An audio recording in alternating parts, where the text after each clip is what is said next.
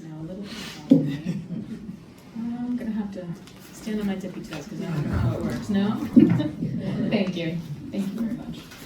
Welcome everybody. I'm so happy that you're here.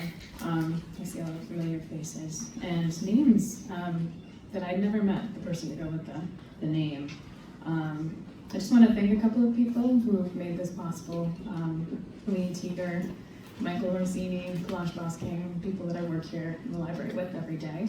It's by serendipity that I'm here and that I've been working on inventorying the Robert Kelly collection, which is very large. If you have any idea what a bibliography of his looks like, this is that with a little ephemera, advanced readers' copies of books that he's reviewed, interesting notes from editors.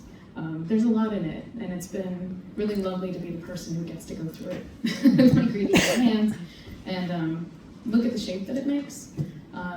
The whole body of work in the world. There's a couple of things missing, but I'm going to make sure we get them. And also, I want to thank you, Robert, and Charlotte for talking with me a lot recently, so I've had a chance to get to know Robert again. I was his student about 25 years ago, which is a long time. And I remember at the time when I was graduating, telling him that I was feeling really uncertain, that I didn't know what to do, and it had gotten to the level where I'd wake up in the morning and I didn't know what shoes to put on. And it's hard, so, you know, the odds are the shoes that you wear would be the shoes that are best in the mud, at least at the time, it was spring. So it was an obvious choice, but it was just the way that was manifesting, that lack of confidence.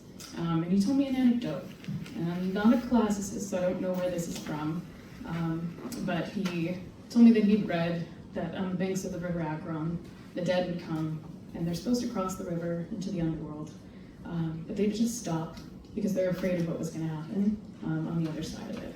And at some point, each of them would realize that the choices that they'd made in life had actually brought them there, and that whatever was waiting for them on the other side was something that they'd chosen, something that they had ownership of, and once they realized that ownership, they couldn't wait for the boat. It would just run into the river. And I don't know that it really hit me that day, but it's something that's lived with me for a long time, that story, where to find confidence and what you're going to do next. And I don't know, I didn't become a poet. I have a degree in library science. I am in the MAT program here right now teaching, so the selections that I made for the exhibit are really all about Robert as a teacher, because he's been my teacher. Even in the years you weren't, you were. And the poem that I'm going to read of yours is the thing that sort of started that for me. It's a simple prose poem. I think people are going to read a lot of lyrical things. But this is Doors. It's from Underwords, which was published in 1983. And I apologize, I don't have my reading glasses with me. Suppose you didn't know what a door is, that it opens, for instance. It would seem a different part of the wall, thinner, more resonant.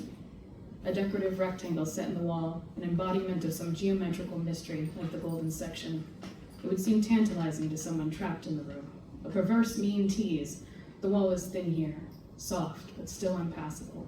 How little it would take to get through the wall, yet you can. Suppose you didn't know what a door is, that it can open, that its resistance defines the zone of least resistance. That zone requires a deft use of something learned, a knack, a skill, twisting the knob and pulling, or pushing. Even if you got as far as turning and pulling, if the door were the kind that opened outward, you'd still never guess, never get through.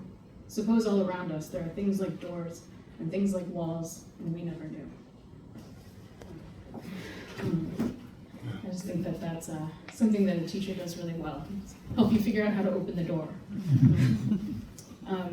The next reader, I believe, is Mary. Are you ready?